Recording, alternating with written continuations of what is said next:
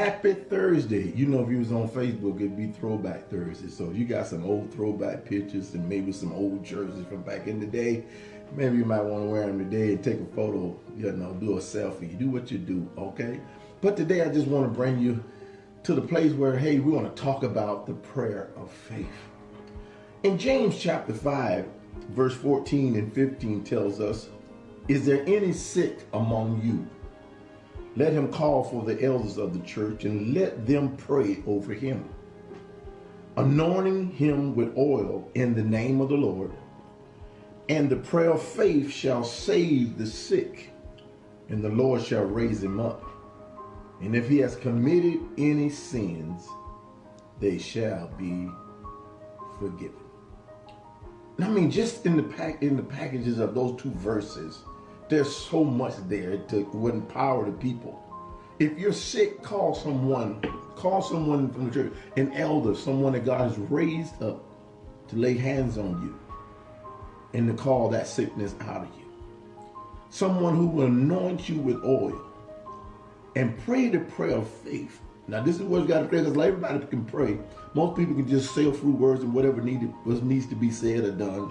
But what we need now more than ever is the right people praying for us. People who pray the prayer of faith. People who pray believing for your healing. Believing that God will raise you. God will set you free. We want people to lay hands on us who trust and lean and depend on the true and living God. And then he says they will pray for the sick, the prayer of faith, and this prayer of faith will save the sick, and the Lord shall raise him up from the sick bed. And if he has committed any sins, this is what I love, look, if there be any sin in his life or her life, they're going to be forgiven.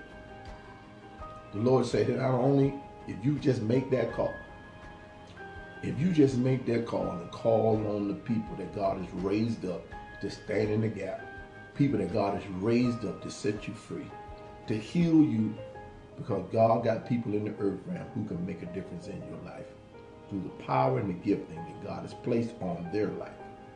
I encourage you, call the elders, call someone that God has in the house, call your servant, call your leader, call the elder, the deacon, call someone that's anointed and appointed by God to pray the prayer of faith over you.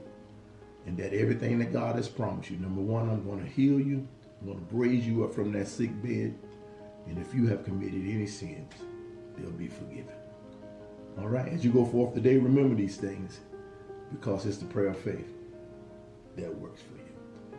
Remember, it's all about the kingdom and doing those things that please God.